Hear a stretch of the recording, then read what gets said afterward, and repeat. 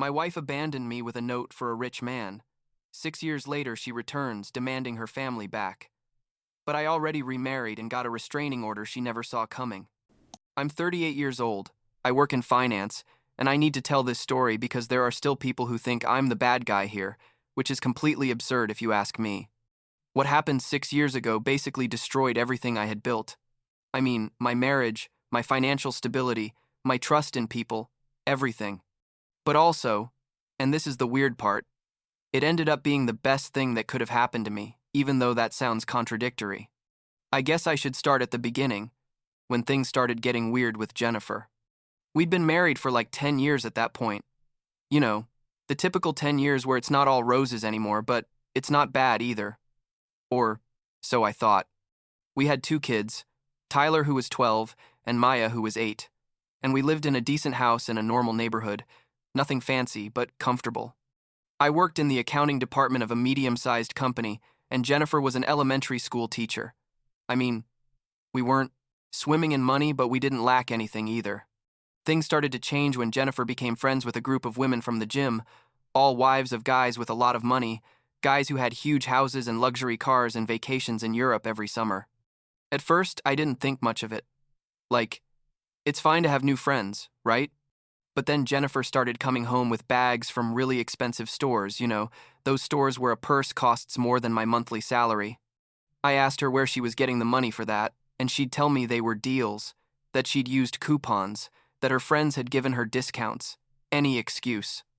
But the bags kept coming, and then she started talking about how we needed a new car, that our house was too small, that the kids deserved to go to private schools. I tried to explain to her that our finances couldn't handle that. I literally showed her the bank accounts and the credit card statements that were increasingly maxed out, but she would just get angry and tell me I had no ambition, that I settled for too little, that her friends lived much better than us.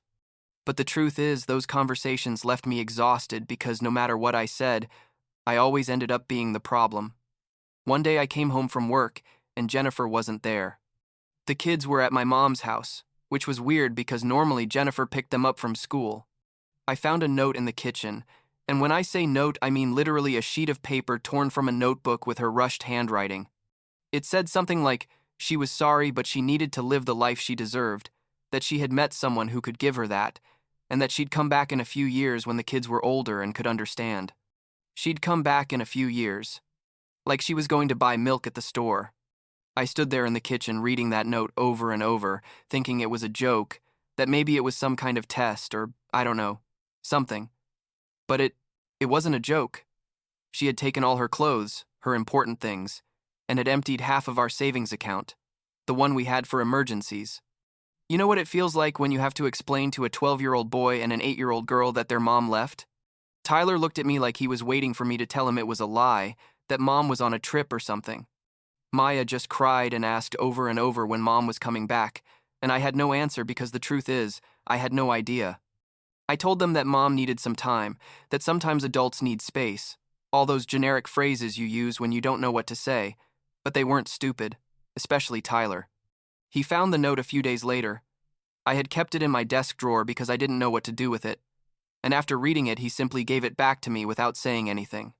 The expression on his face, like disappointment mixed with anger, is something I'll never forget.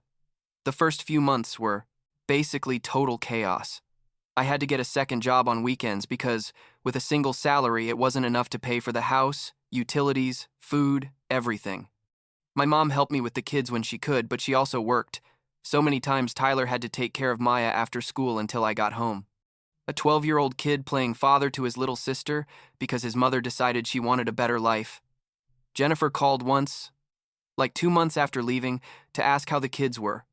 I asked her where she was, when she was coming back, if we could talk, and she just said she wasn't ready yet, that she needed more time.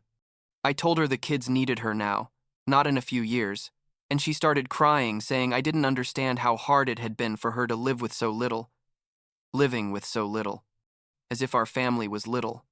I decided I couldn't keep going like this, waiting for her to decide to come back whenever she felt like it. I hired a lawyer with money I didn't have. I literally had to get a loan, and started the divorce proceedings. Jennifer didn't even respond to the initial papers. I guess she was too busy enjoying her new life. The divorce was finalized by default, and it was almost anticlimactic after all the drama. I sold the house because I couldn't keep up with the mortgage payments on a single salary and decided we needed a complete change, like starting from scratch in a place where there wouldn't be memories of Jennifer on every corner. I found a better job at a bigger company in a town like 2 hours from where we lived, a smaller and quieter place. I bought, a more modest house, but enough for the three of us. Tyler and Maya weren't happy with the change at first. They had to leave their friends and change schools, but eventually they adapted. Life started to normalize, or at least as much as it could normalize after something like that. I worked, the kids went to school, we had our routines. Tyler became more serious, more closed off. And I know part of that was because of what happened with Jennifer. Maya sometimes asked about her mom, but less and less. And honestly, I didn't know if that was good or bad. I met Claire about a year after we moved. She worked at a bookstore in town, and I went in often to buy books for Maya, who was a voracious reader. We started talking, like casual conversations about books and the town, and then one day I asked for her number. It was weird because it had been so long since I'd tried to connect with someone like that, and I was afraid that my problems, my kids, my disappeared ex-wife would be too much for any normal person. But Claire was, I don't know how to explain it, grounded. You know what I mean? Like she had her feet on the ground. When I told her my situation, she didn't run away. She just said it sounded difficult, but that she appreciated my honesty. We started dating, and it was slow because I wanted to be sure before involving Tyler and Maya. When I finally introduced her to the kids, like 6 months after we started dating, Tyler was polite but distant, and Maya was clearly confused. But Claire had patience. She never tried to replace Jennifer or act like she was their mom. She was just herself, kind and present. Over time, especially Maya started to open up to her. I married Claire about 2 years after meeting her, and it was a small wedding, just close family and some friends. Tyler by then was like 16 and Maya 12, and both agreed with the wedding, which was important to me.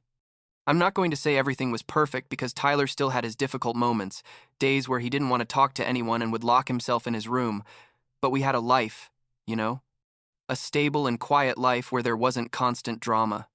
Claire worked part-time at the bookstore and also taught yoga classes, and she and I shared the responsibilities of the house and the kids in a way I had never experienced with Jennifer. Then, 6 years after Jennifer left, exactly 6 years, I got a call from an unknown number. I answered, thinking it was work or something, and it was Jennifer. Her voice sounded different, like higher-pitched and forcedly cheerful. She asked me who lived in our old house, and I went blank for a second because the question was so random. I told her I didn't know, that I didn't live there, and she went quiet and then asked where I lived then.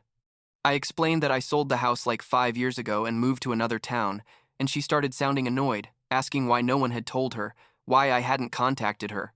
I reminded her that she was the one who left us and that she hadn't given any sign of life in 6 years, except for that call 2 months after leaving. Jennifer then told me she had broken up with the guy she left with, that things hadn't worked out the way she expected, and that she was ready to come back to her family. Ready to come back. Like you could pause a family, like it was a Netflix series, and pick it up again whenever you wanted. I told her I was divorced and had remarried, and the line went silent for what seemed like minutes, but was probably seconds. Then she exploded. Literally started screaming about how I had dared to divorce her, how I could have done that I had been unfaithful to her. I told her that she abandoned me with 2 kids and a note, that she took our savings, and that the divorce was 5 years ago. She kept screaming, saying I had promised to be with her for better or worse, that I was a traitor. The irony was so absurd, I almost laughed. She demanded my address because she wanted to see the kids, and I told her that wasn't going to happen just like that the kids had moved on with their lives, and that she couldn't just show up and pretend nothing had happened. I suggested she talk to a therapist first, that maybe we could coordinate something gradually with supervision, but she said I had no right to keep her away from her children. I explained that legally I did have that right, because she had abandoned the kids and had never tried to contact them or pay child support or anything in 6 years, and that if she wanted access, she would need to go through the legal system. She hung up furious. That night, I talked to Tyler and Maya. Well, by then Tyler was 18 and Maya 14, and I told them their mom had called and wanted to see them. The reaction was immediate and clear. They didn't want to see her. Tyler said something like she stopped being his mom the day she abandoned us, and Maya simply shook her head and left the room. Claire supported me completely, saying it was the kids' decision and that I was doing the right thing by protecting them. But I knew this wasn't going to end there, and I was right. Jennifer started calling and sending messages constantly, like every day, sometimes several times a day. I blocked her number, but she got other numbers and kept calling. She sent long messages saying I had replaced her, that I had brainwashed the kids, that Claire was a whatever, words I'm not even going to repeat. She started sending messages to my work, looked up Claire's social media and sent her messages there too, telling her she was a homewrecker, that I was still married when I met her. Pure lies. Claire at first tried to respond, explaining that I was already divorced when we met, but eventually also had to block her because it was too much. Then Jennifer started spreading rumors in the town where we used to live, contacting people we still knew from there, telling them I had been unfaithful, and that's why she left. That I had kicked her out of the house, basically inverting the whole story. Some people contacted us to ask if it was true, and we had to explain the whole real situation to them, which was humiliating and exhausting. I went to see my lawyer and asked him what options I had, and he suggested I apply for a restraining order based on the constant harassment. I gathered all the messages, the call logs, everything, and filed the request. The order was approved, ordering Jennifer not to approach me, Claire, or the kids, and not to contact us in any way. I thought that would be the end of it. But like 3 weeks later, I had an important work dinner with my boss and some clients at a restaurant in the nearby city. We were in the middle of dinner, talking about a big project, when Jennifer showed up. I don't know how she found out where I was. Maybe she had been following me or watching my work. I have no idea. She approached the table and started talking, saying she was my wife and that we needed to talk now, that it was a family emergency. My boss looked at me super confused, and I tried to explain that she was my ex-wife and that I had a restraining order, but Jennifer kept talking over me, saying I was a liar and that she was the victim. I called the restaurant manager and asked him to call the police, showing him the restraining order on my phone.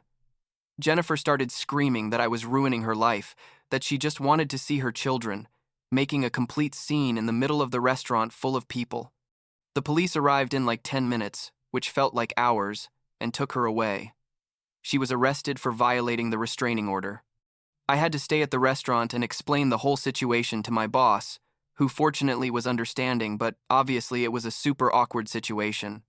The clients left without closing the deal we were discussing, although they eventually did close days later. Jennifer spent a night in jail and had to appear before a judge. She was given a year of probation and warned that any additional violation of the restraining order would result in more serious charges. Since then, it's been like 3 months since that. We haven't heard anything from her. I don't know where she is or what she's doing, and honestly, I don't care. Tyler is now in college, studying engineering, and comes home on weekends when he can. Maya is in high school. She's part of the debate club and doing incredibly well. Claire and I are fine, more than fine, actually. We had our difficult moments with all this, nights where we stayed awake wondering if Jennifer was going to show up again or what else she was going to do, but we got through it together. People still ask me sometimes if I regret getting divorced, if maybe I should have given Jennifer another chance when she came back. And the answer is no. Not for a second. She made her decision 6 years ago when she decided that a comfortable life with a guy with money was more important than her children. I made my decision to move forward and build a better life for Tyler, Maya, and myself. Claire is not a replacement for Jennifer. She's someone completely different. Someone who chose to be with us in the difficult moments, not just in the good ones. The kids have a maternal figure who is present and genuinely cares about them. I'm not going to say everything is perfect because it's not. There are still days where Tyler gets distant, and I know he's processing everything that happened. Maya sometimes asks things about Jennifer, like things she remembers from when she was little, and I have to navigate those conversations carefully. But we have stability, we have peace, and we have a family that works. Jennifer made her choice, and I made mine. The difference is that I chose my children, and she didn't.